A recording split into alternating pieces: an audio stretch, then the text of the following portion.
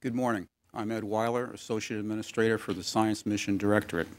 I'd like to welcome you to this historic occasion, the day many of us have long been waiting for to celebrate Hubble's new beginning. I'll talk a little bit about that in a few minutes, but for now I thought I would like to bring you back to this past May, when your main question in the media was, when are we going to see the pictures? We know we've had successful spacewalks, but when will we see the pictures? That's why we're here today, to see the pictures, and a few Spectra too, I might add. We have many dignitaries in the audience today to help us celebrate this occasion, and Charlie Bolden, the NASA administrator, will formally introduce them in a few minutes. But one in particular has been, in my mind, a full-time Hubble partner these past 2 decades. Senator Barbara Mikulski has actively supported the Hubble mission throughout its long history. She was instrumental in helping to ensure this last servicing mission even happened. And without her long and steadfast support through thick and thin, we wouldn't be here today. I don't think there's anyone here or in the scientific community who would disagree with her being given the title Godmother to the Hubble. We sincerely appreciate everything she's done over the years in support of this mission and NASA overall.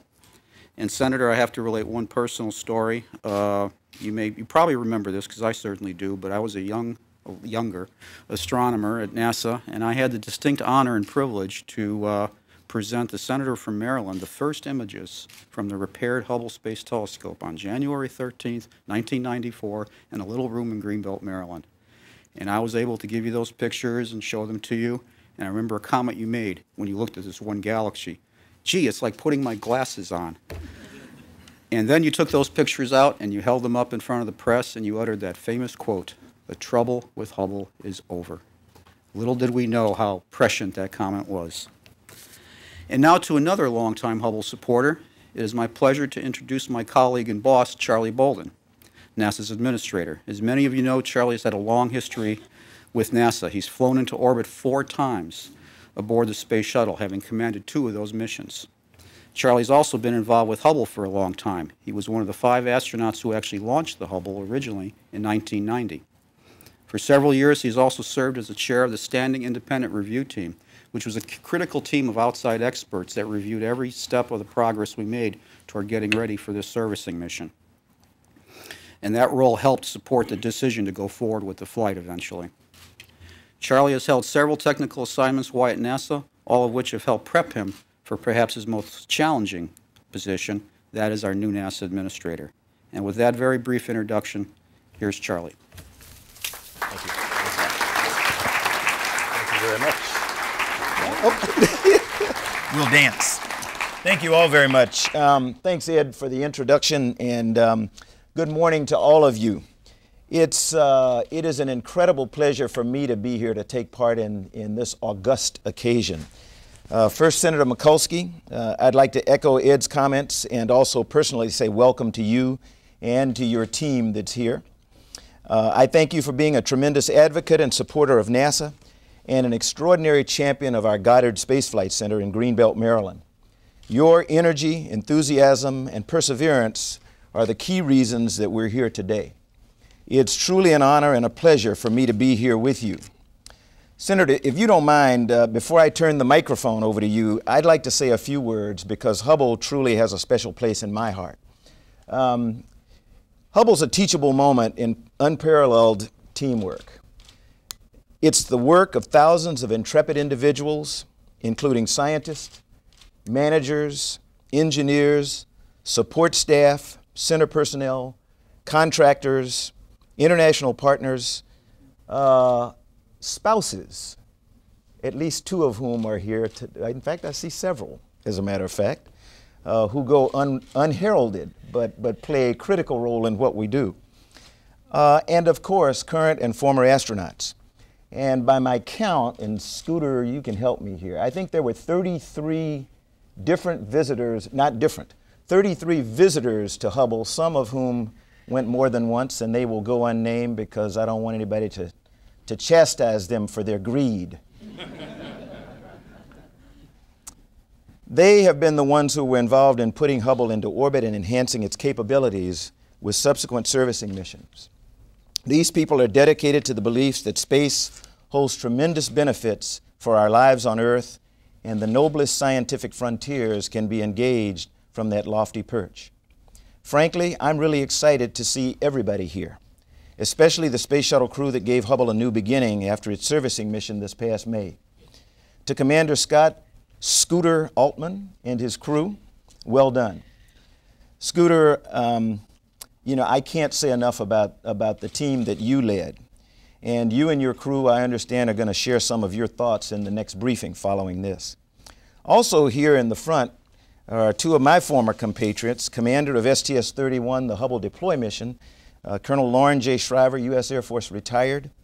I had the distinct honor of being Loren's pilot on the deploy mission of Hubble back in 1990. Loren, I'm really glad that you are able to be here because it's very special.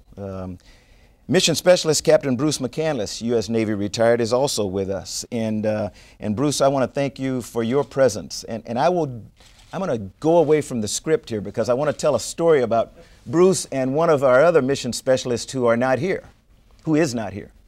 Dr. Kathy Sullivan was going to be here, and she'll be here later today. But I think it is somewhat appropriate that she is out of the room. And the reason I say that is because a little known secret about the crew was some of you will remember, we had difficulty deploying one of the solar arrays on deploy day. And so what was supposed to be like a 15-minute evolution turned out to be a one-day evolution to get Hubble configured so that we could release it. The decision was made that for contingency, we would put, and Senator Mikulski, you can appreciate contingencies. We put Bruce McCandless and Kathy Sullivan in the airlock, and we started to depressurize the airlock. And if my memory serves me well, we were 5 minutes away from being completely depressed and opening the hatch and sending them outside. When all of a sudden, a young engineer from Goddard convinced everybody that Bruce McCandless knew what he was talking about earlier that morning when we first started having problems, when Bruce said, it's a tension monitoring module. And we all went, what's a tension monitoring module? And he said, it's just some software we put in the satellite so we wouldn't rip the solar arrays apart if we had a problem. Nobody paid any attention to Bruce because most of us usually didn't. Because we knew he was smarter than the rest of us and we didn't want to let him know that. So a young engineer at Goddard later that afternoon said, I think it's a tension monitoring module. And if you will allow me to change some ones to zeros, and I am embellishing this story, Dr. Weiler. It probably didn't happen like this at all. But we were told that the signal was sent from Goddard to NOAP, the tension monitoring module. Immediately, the wayward solar array went out. I floated up because I was the IMAX camera operator, donned my hefty, big IMAX camera and started to shoot as Steve Hawley maneuvered Hubble for its released it, and Bruce and Kathy are going, what about us? What about us? And we said, just hang tight. And so the two people who had probably worked more than anyone else on the crew to get Hubble ready for deployment were locked in the airlock. And they missed the deployment. And in fact, it was like an hour or so later when we were able to go repressurize and let them out. But there are not a lot of people that knew that story. So once again, Kathy is missing from the unveiling here, but I'm certain that'll be okay. Our other crew member who is unfortunately not here is Dr. Steve Hawley, who actually released Hubble from the shuttle's robot arm. He had a previously scheduled Hubble engagement, and we all agreed that that would complement today's event, and so he gets to give Hubble hugs from elsewhere. Hubble's launching marked the most significant advance in astronomy since Galileo's telescope. After almost 20 years of service, our view of the universe and our place within it will never be the same. We're also nearing the culmination of the International Year of Astronomy, a global celebration of the telescopic exploration of the heavens begun by Galileo 400 years ago. I'm sure I speak for all the servicing mission crews and certainly for my fellow crew members of STS-31 when I say that after almost 20 years of service, we are so proud and honored to have been a part of the Hubble story. We await new chapters being written with a telescope that, following the last servicing mission, is significantly more powerful than ever and equipped to last well into the next decade. Hubble is one of the most accomplished scientific instruments ever created. Indeed, this great instrument has captured the imagination of people everywhere, especially the youth across our great nation and around the world. Everyone knows how important it is to me for NASA to inspire the next generation of explorers. And now, it's my sincere pleasure to turn the microphone over to the one and only, as Ed stated, Hubble godmother, the Honorable Senator from Maryland, our friend, Senator Barbara Mikulski. Senator Mikulski.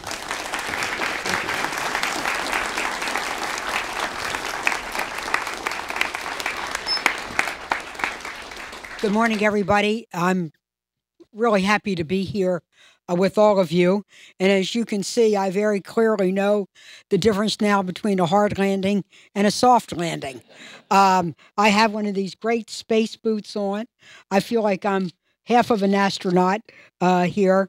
But right after you all landed, so did I. But I took a fall coming out of church.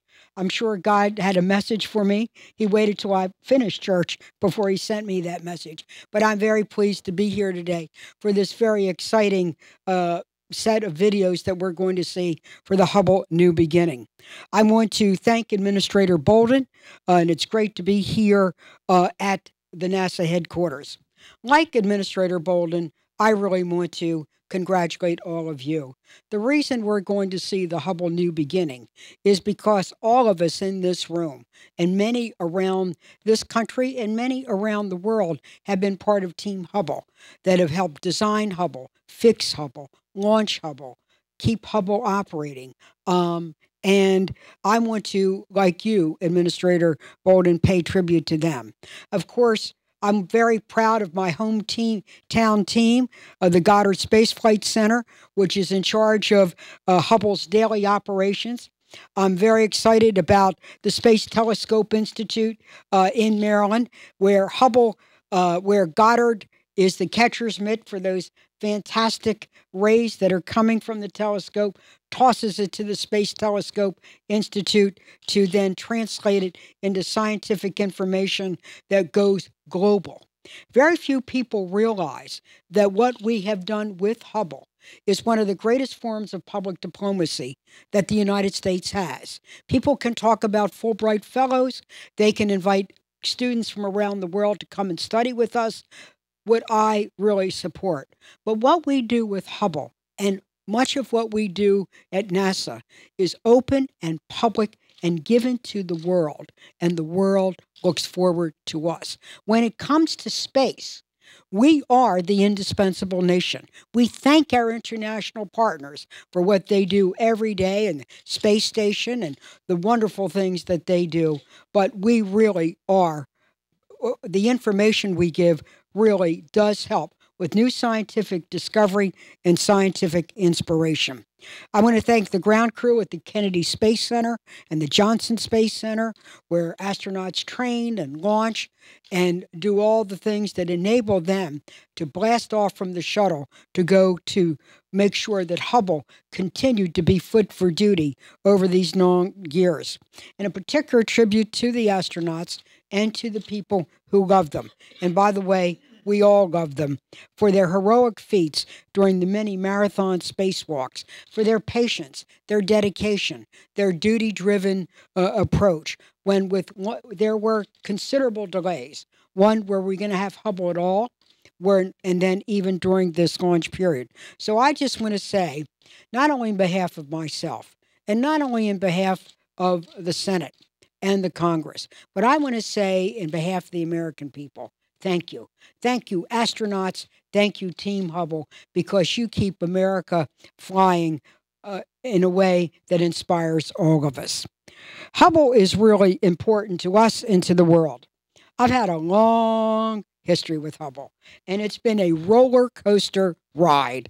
When we first heard about Hubble, I heard about it not only through budget memos and where I became the new chair of the then the VA HUD bill, but I was fortunate to have two space senators, Senator Jake Garn and Senator John Glenn. And they said, you know, we love the astronauts, we love human space flight, but we're going to be doing things in technology that will will change the paradigm about how we think about the universe. Well, I saw the Hubble get launched. I was so excited. Then we waited, and then we waited, and then it was really a fuzzy, fuzzy picture. But steadfast, we launched the new mirror that fixed Hubble. I said it was the most expensive contact lens in world history. In 1993, we gave Hubble a new opportunity. But also what we demonstrated in installing that new contact lens in space was that by the way the astronauts could do it, they then could do the space station. Had the astronauts not been able to repair the Hubble, we knew that they could not then build the space station in the sky. Well, our wonderful astronauts went back time and time again. 1997, 1999, 2002, each time giving Hubble new batteries and new technology. Then we all know the story. In 2004, Administrator O'Keefe canceled the Hubble and was concerned about the safety of the astronauts. We understood that. But when I reached out to him and said this, you know, when someone gets a terrible diagnosis and they think it's going to be the end for them, they get a second opinion. Would you at least allow a second opinion on the Hubble? And he said yes. Much is said about Administrator O'Keefe canceling the Hubble, but I want to talk about Administrator O'Keefe being willing and open-minded and generous to say, let's have that second opinion. Well, the second opinion said that going to Hubble would be no dangerous than any other mission. I then met with the astronauts and asked them, why do they risk their lives? Because this is a voluntary assignment. They said they wanted to do that scientific breakthrough. Remember that marvelous lunch we had on Capitol Hill with my colleagues? And that's what they did. Well, when I saw this space launch and watched you all yet give it another set of scientific instruments, another set of batteries, I was completely thrilled. But you need to know that one of the great things about Hubble is its inspiration, not only its scientific breakthroughs and information. And I want to tell you a little story that a constituent told me. I watched the spacewalk. I held my breath. I saw you pull the stuff out. I saw you out there for a long time. And believe me, anybody in politics knows what it's like to go for maybe oxygen for a long time and to be tethered. But here's what this constituent told me this story. He has a little boy, 4, that watched with him the NASA channel and all of the walking. He loves mechanical things. And they said, oh, the astronauts are doing this, and they're doing this on the shuttle, they're doing this on the shuttle. Meantime, his 2-year-old sister is walking around, Laurie, like we do. They don't always know what we're doing, but she was taking it all in. So flash forward. There is a senior citizen picnic, but you had to be bussed in. And they said, oh, we'll meet Pop at the parking lot, and we'll go to the picnic on the shuttle. She was very excited, and off they went. So they get to the parking lot.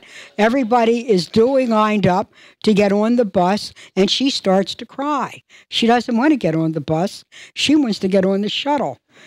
This little girl thought she was going to take a rocket ship with her grandfather to a picnic someday, right? This says the impact. You never know what's going on in the minds of these children. And on another note, and I'll really conclude with a story. On another note, one of the things that also inspired me and others was the fact that Dr. Weiler then worked with the Smithsonian to develop an astronomy book for blind children. It has been now published by the Smithsonian. It is, they use the pictures of the Hubble in Braille, the way they can do this. And it's called Touch the Invisible Sky. So to all who had a role in Hubble, to all that enables all children to be able to participate. Today, we're going to see new pictures where, because of all of you, we were able to touch the invisible sky. I'm so glad to have been part of it, and you can count on me to continue to support NASA. We're going to keep forward. It's not about budgets, line items, or memos. It's about science. It's about technology. It's about discovery. It's about our American character and about the future of our children. God bless, and thank you very much.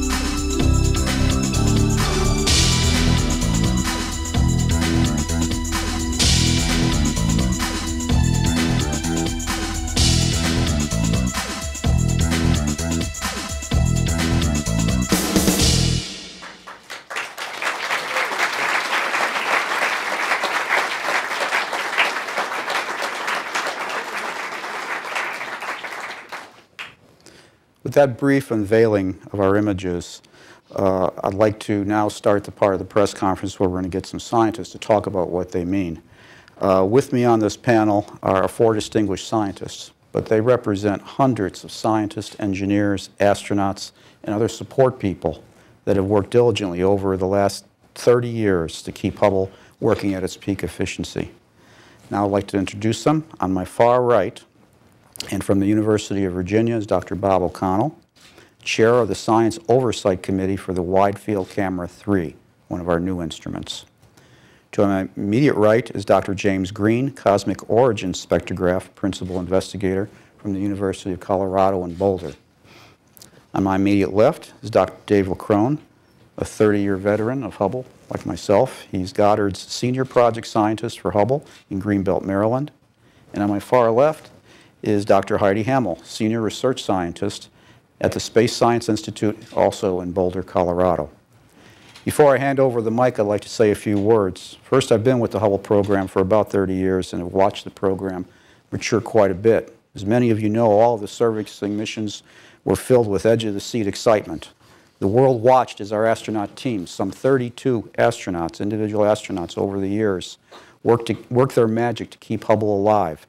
And none was more exciting than the last servicing mission, number 4, which is actually number 5, but we won't get into that. The astronaut team, led by Scooter Altman, installed 2 new instruments. What was most amazing to me was repaired 2 instruments that were dead, literally dead. And they took them apart, put some new circuit boards in, put it back together again, how many hundreds of screws, and somehow they brought them alive. As I told some reporter this morning, if they had just fixed one of them, I would have been amazed. They fixed both of them, and you'll see some of that data today. And they replaced gyros, batteries, blankets, and other odds and ends for good measure. Bottom line, these professionals left Hubble as a new state-of-the-art telescope. This is the 5th time now, new beginning. This is the 5th time we've had a new telescope up there, capable of continuing its historic scientific journey for at least 5 more years, and I will bet a long time after that. I was telling a reporter this morning that I'm not good at predictions because I was up here many years ago predicting that Spirit and Opportunity would last 3 months. And that was 5 years ago. So as you saw in the unveiling, the instruments aboard Hubble are capable of taking amazing images, and the world stands ready to see what we can do from this point on. And let there be no doubt that this is truly a Hubble's new beginning. With that, I'll turn to Bob to tell us what he's got. Thanks, Ed. Let me first say that we couldn't be happier about the way things have gone. You recall the installation of the wide field camera was a little touch and go, but I'm happy to say it's working beautifully at the moment. It's working even a little better than we expected. Right now, it's scheduled to be used in half of all the Hubble observations over the next year, and we think a larger fraction over the next 5 years. So we really want to thank the wonderful crew of Atlantis for what they did for us, and especially John and Drew. I think it's safe to say that never have so many scientists owed so much to two guys who fixed a stuck bolt. Thank you very much, guys. We have 4 pictures for you today. We're going to show these in order from old age to youth, but it's good to keep in mind that astronomers think that something that's 1 million years old is young. So let's start with the first picture.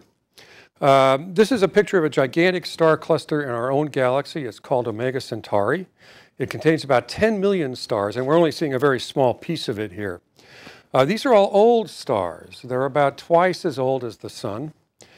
And you can see they fall into 3 different color classes. They're gold stars, and in fact, most of the stars in the image are gold, and that's the color of the Sun.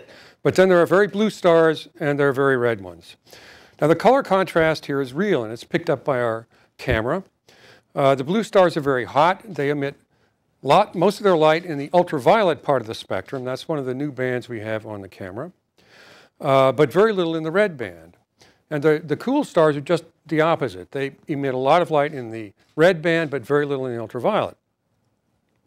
So just by looking at the colors of the stars in this kind of picture, you can sort them by temperature, and in this particular case, it also means sorting them by evolutionary state, because the temperature differences here are caused by differences in the internal structure of these stars and in the kinds of fuels they're burning deep inside of them.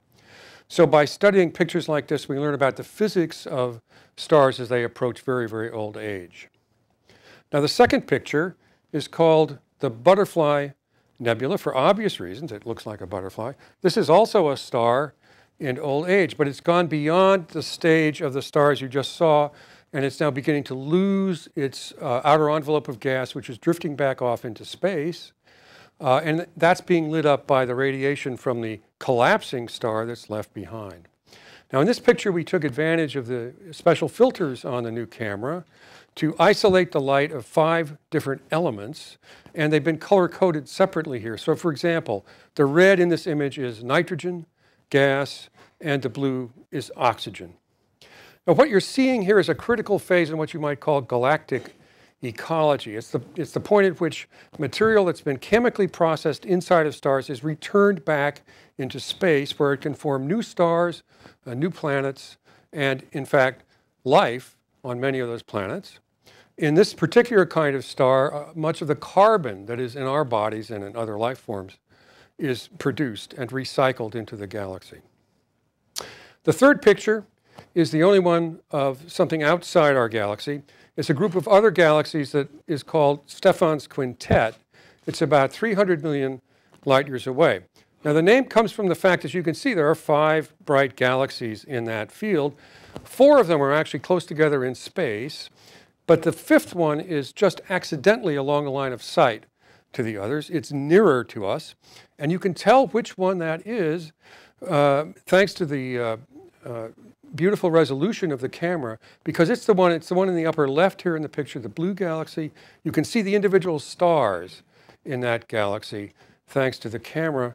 The other galaxies are 8 times farther away, and they're too far away to see the individual stars. Now, all of the blue stuff you see in this picture is young by our standards. That means it's between 10 and 100 million years old in this case. The 4 yellowish galaxies you see in the frame are gravitationally interacting with each other. They're pulling together, and you can see that material has been pulled out sort of like taffy from some of these, and there's a spray of blue stars right in the center there, which has been produced by the fact that one galaxy is running into another there. This kind of an interaction is a normal step in galaxy building, and we expect that over time, long stretches of time, those 4 galaxies will eventually merge into a single big galaxy. Now for the last picture, we're back in our own galaxy.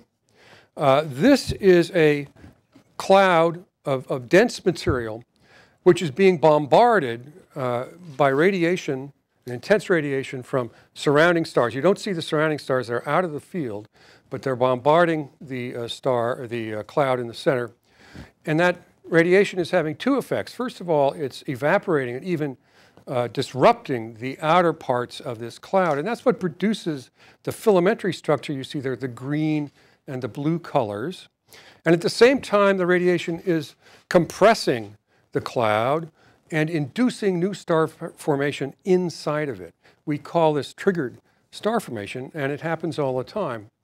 Now, the young stars that are being formed there, you cannot see in this picture because in this particular color band, the cloud is opaque. But if you go to the new infrared band that our camera provides, you can see inside the cloud.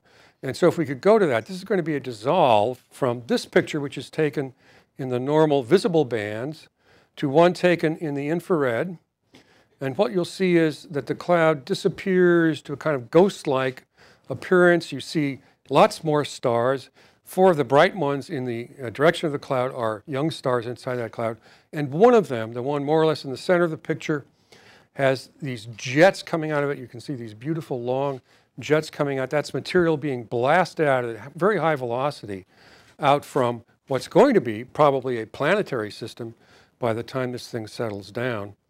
And we only see these kinds of activities in stars that are about 100,000 years old. So what you're seeing here is a very energetic infant star being formed deep inside this cloud.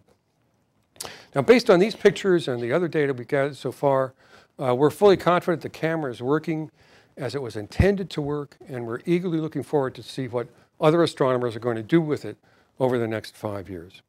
And now I'll turn it over to Jim Green, who's going to tell you something about a different dimension of capability with Hubble.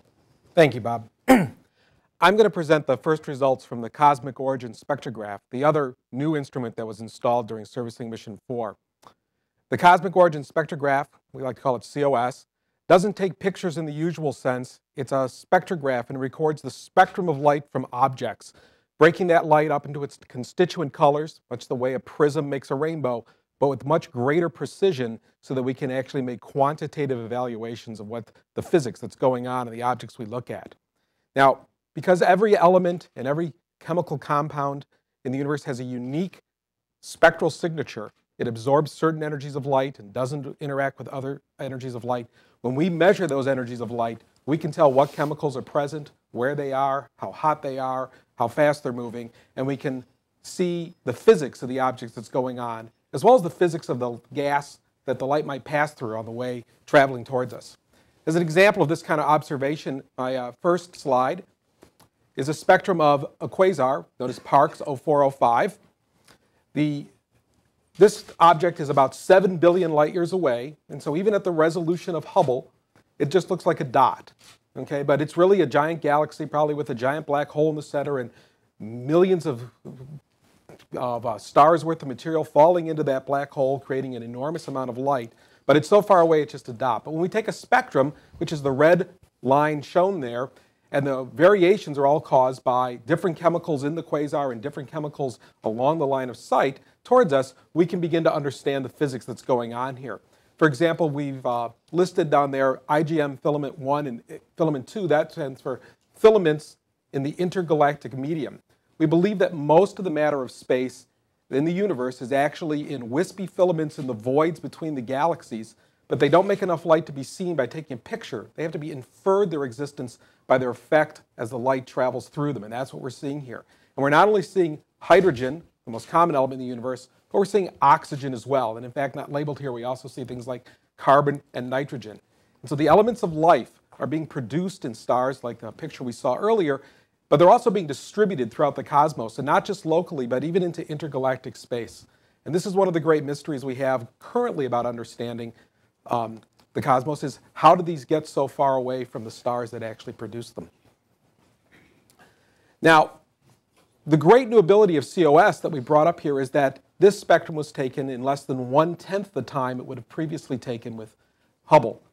The new instrument is 10 times more sensitive, which means we can look at 10 times as many targets, or alternatively, a target that's 1/10 as bright, and get that science. And what that means is we can start to build up a catalog of the locations of all these wisps of gas through the intergalactic medium. And instead of having a handful of such observations, we're going to have hundreds, even thousands of such observations. And we're going to be able to start to build up a map of how matter is distributed in the cosmos. And this is one of the most fundamental questions we have about the nature of the universe, is how did matter wind up structured through the universe the way it is? It started out smooth. Today it's very clumpy. It's mostly in stars and galaxies that we see. How did it get that way over the evolution of cosmic time? Now, the second image we have is a spectrum taken of a supernova remnant in the Large Magellanic Cloud. And so this is a star that exploded, and the wisp, the picture in the upper corner was taken with wide field camera 3, and the bright little rings represent outflowing gas from the exploded star. And we looked at a particular knot that we know had a lot of oxygen in it and took a spectrum of that, and we're able to actually identify then the amount of oxygen and carbon, and also it's not labeled here, but silicon in the system. And this tells us about the chemistry of how these stars explode, how the matter gets distributed between them. It even tells us about how the star operated prior to its explosion, because the explosion occurs in the winds that the star blew out beforehand. So all that interacting, we can start to understand that physics, and once again understand how did these chemicals congregate eventually into planets and life, and questions that we're all concerned about. Finally, my third image is of Markarian 817. It's a nearby active galaxy. An active galaxy means that the light coming from this galaxy is predominantly coming from something other than just the stars in the galaxy. There's more light being produced by some other physical process than by all the stars put together. And again, we assume that that's a black hole at the center of the galaxy with enormous amounts of material falling in, heating up, making a lot of light, and a small amount of it being shot out as jets and as globules, just the way the gravity interacts in these processes.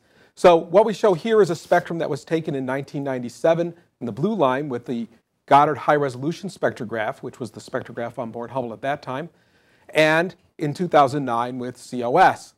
And you can see the spectra look pretty much the same. One of the things we wanted to do was to calibrate the instrument with this observation and make sure it was working properly. But this observation took only 9% of the observing time that it took in 1997. So again, we've become a much more powerful instrument and able to get much more data. Also, that's the entire spectrum from 1997, but that's only 1/8 of the spectrum that we collected in 2009. It runs off the page 4 times as long in both directions. One of the interesting things to note, as denoted there by the red mark, is that one of the features in the spectrum in 1997 is now absent. This was a blob of gas blown out by the black hole that the light was passing through that has now since moved out of the way, and in fact, it is no longer visible to our instrument in this time. And I just think it's sort of interesting to note that we're looking at something millions of light years away, the size of a galaxy, and yet over 12 years we can see how it's fundamentally changed. And that the cosmos, even though it's billions of years old, still operates on human timescales. I'll just wrap up by saying that the goal of COS was to build an instrument 10 times more powerful than the previous capabilities. And I'm pleased to announce that we've succeeded in that goal, and I'm looking forward to getting lots of observations in the next coming years, and I agree with Dr. Weiler that we've got a good 10 years to go.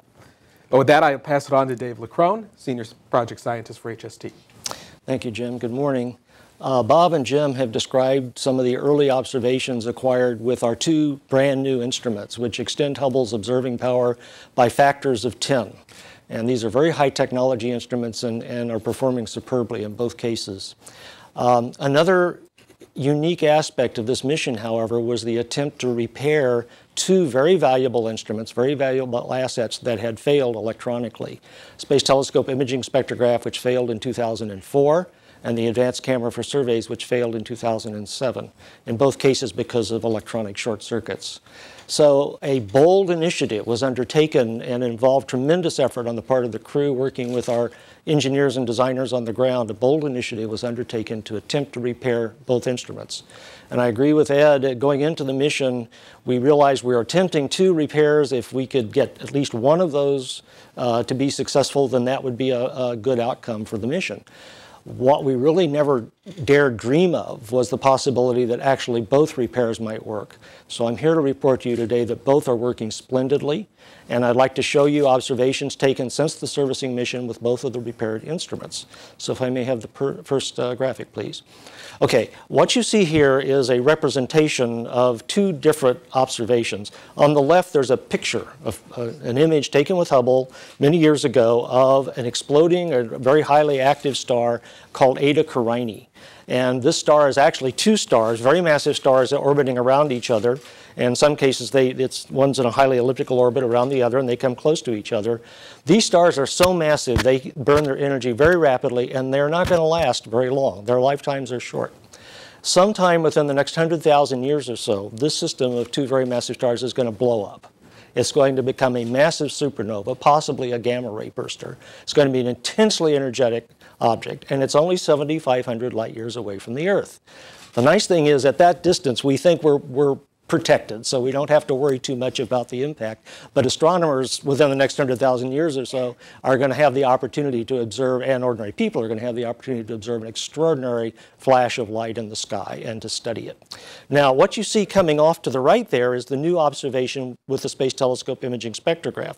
There's that long dark slit that you can place over the image of the object, and you can collect light point by point along that slit. And at each of those points, the light is spread out into its component colors, and you can see a spectrum that corresponds to each spatial point along the slit.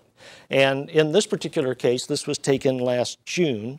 The two stars had just passed through their moment of closest approach, and there was a lot of energetic activity happening. I talked to Mike Massimino and the rest of the crew before the mission, and I said, one of the things we really need to do, we've been monitoring this baby. It's so dynamic, it's so energetic. We've been monitoring this since 1997, and then we had to stop in 2004, and we haven't been able to continue the story. And so now, in fact, thanks to you guys, we're back up and running, and the story continues, and we can continue to monitor how this star is changing over time and look at its dynamics and get some understanding of how someday in the future this is going to become a really spectacular fireworks show in the sky. So that's the Space Telescope Imaging Spectrograph story. The next image, please. Okay, this is a cluster of galaxies called Abell 370. It's about 5 billion years away from us. It's a group of galaxies, large and small, that are all gathered together and held together by gravity. In particular, they're held together by the gravity of dark matter that's within the cluster. It's not just the luminous matter in the galaxies you see, but there's about 5 times more material that's cold dark matter that we don't really understand what it is. But all this material together exerts enough of a gravitational force that it can bend light, as Einstein predicted in his general theory of relativity. So the light from galaxies that are beyond this cluster, the light rays are bent as they pass through the cluster and come to us, and they're focused like a crude lens. So this is called gravitational lensing. This particular cluster was one of the early examples of this that astronomers came to understand as an illustration of how Einstein's gravitational lensing works. And in fact, you see that long, bright arc up in the upper right. It was known back in the 1980s that that was an example of a gravitational lens. The power of Hubble, though, is that we can see incredible detail in that arc. So if I may have the last image, and it's rotated 90 degrees, and we've zoomed in. So this is really fascinating to me. I've never seen anything quite like this before. This is the gravitationally lensed image of a single spiral galaxy that's like twice as far away from us as the intervening cluster. And so and we call this the dragon just because it kind of looks cute in that sense. But on the left side, you see an image of the galaxy, quite detailed with a lot of color information in it that we'd never seen before we had taken this image. And then up on the upper right, you see an image, the tail, so that's the head of the dragon, and then the tail in the upper right, which is an image of the very same galaxy. And in between, you see the stretched out band of light, which really is comprised of stretched out images, 3 or 4 additional images of this same galaxy. And this is what, I mean, it's just remarkable what gravitational lensing can do. And in particular, this is nature's telescope. This is taking the power of Hubble and enhancing it tremendously with gravitational lensing so that we can actually study detailed structures in galaxies that are incredibly far away. Another thing I can say is we don't see, normally you might see a counter example of this on the other side of the cluster. You don't see that, and that tells us the very particular special way that the dark matter is distributed within that cluster. So I'm proud to report that prior to this mission, with our instrument failures, we were down to 3 operating channels, instrument channels on Hubble. Today we have 13. We have 6 fully operating instruments today. I say fully operating. One of them, the Nick Moss, has just come back online. We're still in the process of checking it out, and it'll begin its science program a little bit later. But in addition to the instruments, I'm not able to report any failure or problem on the spacecraft itself. So I know it was a tough mission, and I know there are a lot of travails, but somehow, some way, you guys pulled it off. You just refused to say die, and you kept going. And we have a fully functioning, beautifully operating Hubble Space Telescope today. So with that, I'd like to turn it over for some closing comments, or nearly closing comments, to Heidi Hamill. Thanks, Dave. It is a wonderful coincidence that Servicing Mission 4 occurred in 2009 because, as Administrator Bolden already said, 2009 is the International Year of Astronomy. This is the year we celebrate the 400th anniversary of Galileo turning his telescope to the skies and revolutionizing our understanding of the cosmos. The Hubble Space Telescope, in a sense, represents 400 years of technological innovation. Hubble's contribution to astronomical research is its ability to provide truly unique observations. The new equipment installed during the very successful mission by the astronauts not only restores Hubble to its full operational mode, Hubble's new cameras and spectrographs propel us forward into a new beginning for astronomy and astrophysics. Hubble's new capabilities were tested quite dramatically and unexpectedly just 7 weeks ago. 7 weeks ago, we got a report in the middle of the night that something had hit Jupiter. And once we convinced ourselves that that was in fact correct, all telescopes around the world turned to Jupiter. And the question that I grappled with was, well, what about Hubble? 15 years ago, exactly 15 years ago, when a shattered comet, Shoemaker-Levy 9, had crashed into Jupiter, Hubble was at the forefront of the observations, and I had been at the helm of the Hubble team. So, could we do it again? The trouble was that the astronauts had just finished their servicing mission, and the Hubble team was deep into what they call SMOVE. Servicing Mission Orbital Verification. And this orbital verification is an extremely important part of the mission. No science is being done, but all the instruments are being checked, calibrated, exercised so that we can make sure that the telescope is fully functioning and well understood so that when they turn it over to the astronomers, they get the good data that they really want to do. And interrupting orbital verification, not a good idea. Words like impossible, inconceivable were bandied about. So I was asked, well, what is it that Hubble, and only Hubble, can do? And I responded, high-resolution visible imaging, ultraviolet imaging, only Hubble can do that. So we got approval for the time.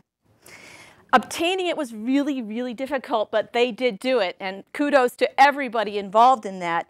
Now, in August, we released a small snapshot showing the impact site, and if we could show that to the people here. And there you can see the black clouds that were created during the explosion when this object hit Jupiter. The details in this image far surpass anything that we have been able to obtain from the ground. We just got our last set of images yesterday, so I haven't even seen them yet, so I can't show them to you yet, but I do have something I'd like to share with you, and that is Hubble's view of the full disk of Jupiter in glorious color. This image is our highest resolution image of Jupiter since 2007, when the New Horizons mission flew over the cloud tops of Jupiter. And you can see the impact site down in the bottom there, but you can also see fantastic structure and detail across the rest of the disk. this was an extremely challenging observation to make. It was tuned for science, not for public release. And so Michael Wong at the Space Telescope Science Institute had to do a tremendous amount of work to be able to recombine our different colored filters into this beautiful image, but it's fantastic.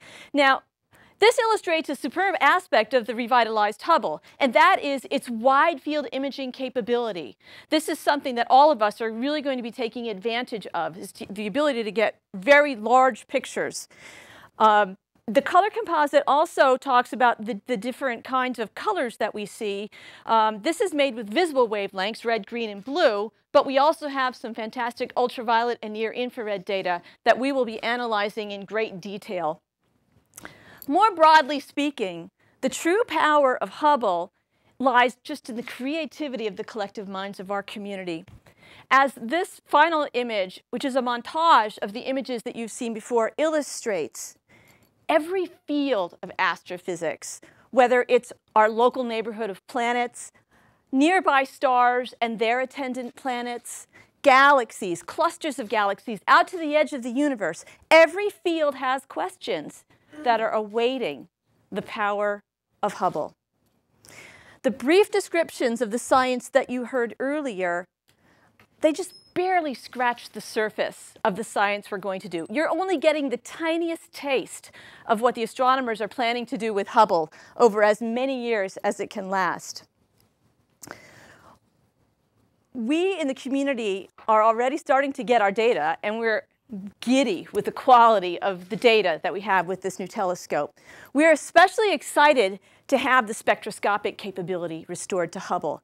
Hubble spectrographs, and I can say that in the plural now, they permit us to work on a mind-boggling array of scientific questions over a huge range of sizes. As you heard, we're talking about atoms and molecules and how they combine and interact with their environment.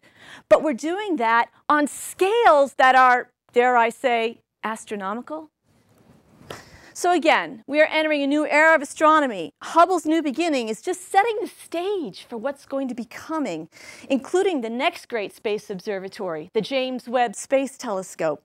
With this new beginning for Hubble, we can now see more clearly and understand more deeply the processes that create and shape and drive change within our universe. Hubble is back in action. Together, NASA and Hubble are opening new vistas on the universe. And I'll turn it back to you, JD. Thanks, Heidi.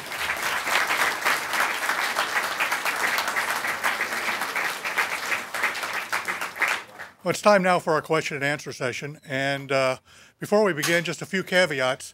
If you would, wait until we get a microphone to you. Please identify yourself and your media affiliation before you begin. And if you would, tailor your questions to a specific panelist if you can, to avoid any confusion in that. And with that, let's start with Seth from AP. Seth Warren's. It's on. Seth Warren's AP. Actually, for Dave, one question with a follow-up. These all seem to, as you said, all except for one were in our galaxy. How far, what is the deepest you've looked so far? How does that compare to how far you expect to be able to look now and how far you've been able to look in the past? Yeah, I can't give you a really quantitative answer to that, but I'll do my best. We have a program that is about to begin, which it's another ultra-deep field, this time in infrared wavelengths, that will probe as deep as we're able to probe. I'm not sure of the status of that, but it's imminent to its beginning. But what we all have noticed in these images, again, is you take an image of a Stephan's quintet, or you take an image of one of the other objects that we looked at, and off in the background there's all this stuff. There are marvelous details, including going down to small unresolved red blobs. And we know those small unresolved red blobs, in some cases, not in all cases, are distant objects. Now, they're not nearly as distant as we're going to be probing with the ultra-deep fields, because these are relatively short exposure times. But you can already see remarkable differences between what we're seeing now and what we saw with the prior instrumentation, just in this ability to see, oh, look what's in the background. My goodness, I didn't realize that was there. So it's not a quantitative answer, but it says that we're really sensitive, maybe even more sensitive than we thought we were. Okay, thank you. And to follow up, maybe for Heidi, given the bigger picture, especially the two beauty shots of the Atacarena and the butterfly, you see these sort of glows, this backlit glow that you almost seems heavenly in a way.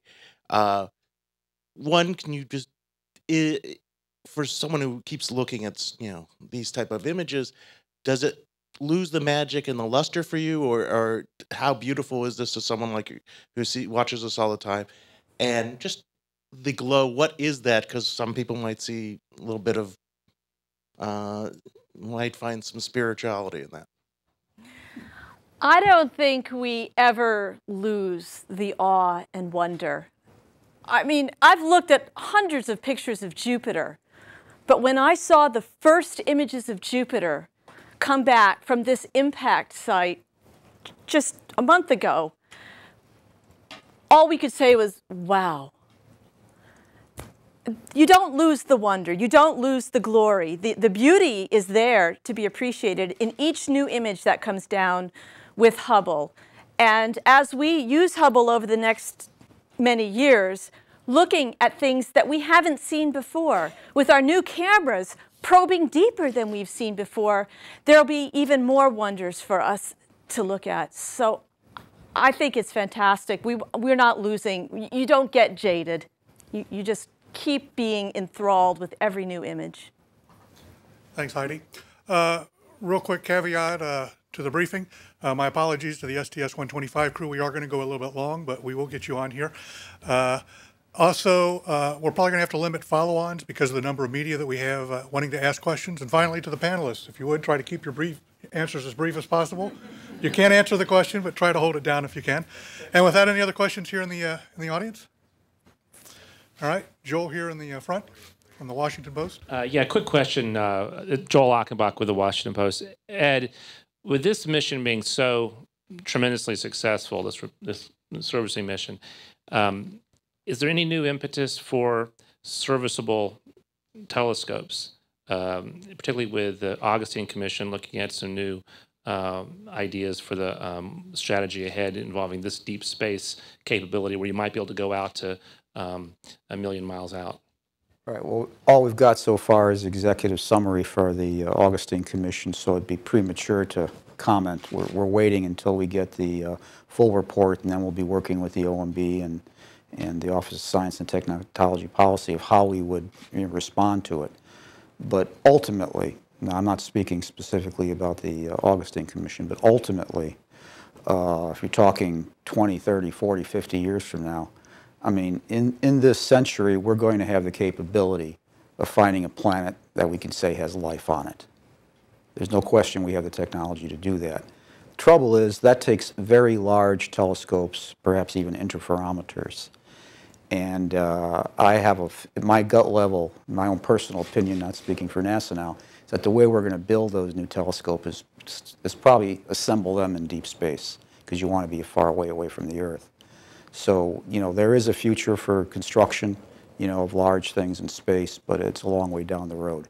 And we'll have to see how, the Augustine Commission comes out and whether that's part of the near term or far-flung future. Thanks, Ed. And now we're going to our field centers in Houston and Texas for Media Reporter. Hi, Robert Perlman with CollectSpace.com with a question, I think, for David.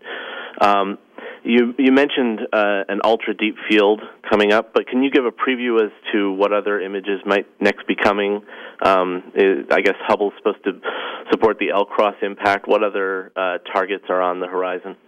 Yeah, we have just begun the process of doing science with our newly recommissioned instruments, and we're in what's called Cycle 17, which is approximately a year long, and it's a pre-selected, peer-reviewed, scientifically excellent observing program.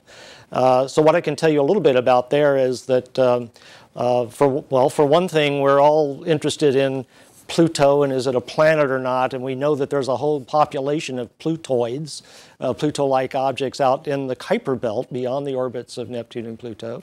So we're going to be doing a large survey to try to understand more about our own outer solar system. We certainly are going to be using the Space Telescope Imaging Spectrograph and the Cosmic Origin Spectrograph and the NICMOS when it comes back online to continue looking at the atmospheres of planets around other stars. We had shown some success in coming up with information about the chemical composition of exoplanets, and we're certainly now well postured to push that forward. There's almost no area of astronomy. I mean, I can't cite the Cycle 7 observing program off the top of my head. That is online, by the way, at the Space Telescope Science Institute website, if you'd like to see the whole rundown on them. But all I can tell you is that there are particular themes for which the door was opened by prior Hubble observations, and now we're well postured to walk through the door. And the exoplanet atmospheres is an excellent example of that. Thanks, David. Now we're going to go down to Florida with a reporter at the Kennedy Space Center. Hi, everyone. It's Bill Harwood with CBS News, and I'll ask this question to any of you, and it's the question that you get asked every time there is a Hubble news conference, but I'm going to ask it one more time, which is, with the new capabilities that HST now has, how does Hubble fit into the firmament of major telescopes on the planet and elsewhere? In other words, the big monster scopes that are coming online downstream. Where does Hubble fit in with all of those guys with the capabilities you now have? Thanks. Well, physics rules, and I'll pass it to Heidi, but physics rules. We have an atmosphere to look through. Okay, there are ways to mitigate the atmosphere called adaptive optics, where you have rubbery mirrors which try to correct for the atmosphere. The trouble is you can do that, you can do it very effectively. These large telescopes will have better resolution than Hubble, but over very, very tiny fields of view. I cannot, unless somebody can correct me here, I cannot conceive of taking a picture of the Eagle Nebula with adaptive optics and getting the resolution that Hubble has. Ultimately, as the telescopes get to be 10, 20, 30 meters, they will have more light gathering power than Hubble. They'll be able to go deeper. But then we've got something up our sleeve called Jim Webb Space Telescope, which will start the race all over again. Go ahead. The other thing that Hubble can do that can never, ever be done from the ground is imaging in the ultraviolet and imaging in some of the infrared, near-infrared wavelengths of light, because our Earth's atmosphere absorbs the photons before they get to the surface of the Earth. So you could make a football-sized field telescope and you'll never collect the photons because they aren't there. So Hubble is absolutely unique, and we must have a telescope in space to complement the very large telescopes on the ground. Hubble is absolutely unique at those wavelengths. Nothing else can do it. All right, we're going to stay out at Kennedy right now. Hi, it's Peter King at CBS News Radio, and I guess I'll ask this of Dave Leckrone, and this is kind of a big picture, projecting ahead by maybe 100 years, when we have some of those bigger, better telescopes, maybe that are built millions of miles out in space. How will history look back on what Hubble has done in its first 25 years or so? Well, of course, we need to be humble, and we need to, but in all humility, I truly believe that Hubble has fundamentally changed the course of modern astronomy and astrophysics, and is taking it in new directions. And new discoveries will reorient the path of science in other directions. But I think we have basically, I'm struggling for a word. We basically have shoved aside the old textbooks and the old concepts of the universe we live in that were based entirely on this distorted view that we had through the Earth's atmosphere. And we have laid a foundation of clear vision that is the starting point from which all future UV optical and near-infrared astronomy will proceed. And 100 years from now, people may have forgotten what we did here in this place and in this time, but that doesn't change the fact that we did set the course of research on its path. All right. Any other follow-up questions here we'd like to ask? All right. Having none at the field centers as well as our telephone bridge, we'll now go to Ed Weiler for closing comments. Okay, I'll keep this short because we're over time, but Just wanted to reminisce a little bit. We've come a long way since 1990. I woke up this morning, I felt like I was in the Groundhog Day movie, because we've done this 6 times before. That is, press conferences after SMOV-type periods. The first one wasn't so pleasant. It was June 27th, 28th, 1990, and we had announced spherical aberration and an optical problem. Many people inside the Beltway and outside the Beltway said we should just cancel Hubble. It was a waste of money. We never would have achieved what we said anyway. We said we had a way to fix it, something called the Wide Field Planetary Camera 2 with corrective lenses, as the Senator likes to talk about, and something also called COSTAR. Nobody believed, well, very few people believed that it could be done. But the Hubble team of center people, astronauts, etc., proved them wrong in December of 1993. And our redemption day was that date, January 13th, 1994, when Hubble began its new life. Since then, we've had 4 other servicing missions. Basically, Hubble has gotten better and better and better. What Dave and I 30 years ago or 20 years ago said, that for those first press conferences, the promises we made, those look conservative compared to what we've actually accomplished. And it took thousands of people to make that happen. And especially, I have to give special notice to 32 people who kept this from being orbital space junk, which it would have turned into. And those are the 32 astronauts that have flown up to Hubble and risked their lives to keep us scientists very, very happy.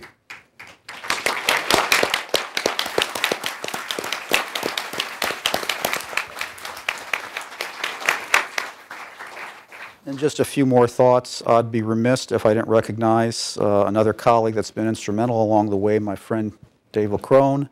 Although we haven't always seen eye to eye, but who does? Dave has spent 30 years, like I have, actually more than 30 years, both of us, working for Hubble. He, like I, gave up a research career early in our lives and decided would rather work for the government, for the exorbitant salaries, obviously, but really to really enable other people to do research. So that was something we gave up, but I don't think would ever change the way we progressed. And Dave is going to retire in a couple weeks, and I'd like to thank him on behalf of the entire science community for your service to the science community. So thank you, Dave. Thanks, sir.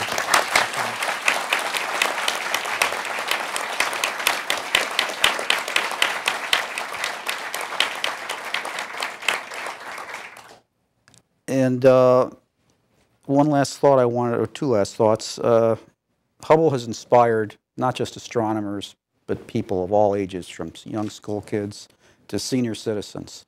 It has become a scientific icon. It's almost become a cultural icon. You see it on the walls in movies. You see it if you watch Star Trek Voyager. It was splattered all over the main deck. Why is this? Why has this become such a cultural icon? This is one person's theory. Most of us humans, certainly many of us humans, will never travel to some of the exotic places physically that we see in Hubble. But what Hubble has done, it's enabled our hearts, our minds, our spirits to travel throughout the solar system, even billions of light years, to the very beginning of time almost. And I think its ability to inspire at least some of our school kids to consider careers in engineering and science and math, that will be its most important legacy, not just keeping us astronomers happy. And what's next? In 2014, NASA will launch the James Webb Space Telescope that will continue Hubble's scientific tradition for the foreseeable future. Hopefully both of them will operate for many years beyond 2014. The bottom line, though, is NASA will remain at the forefront of the scientific exploration of the universe. And with that, we'll close today's news conference. Thanks for coming.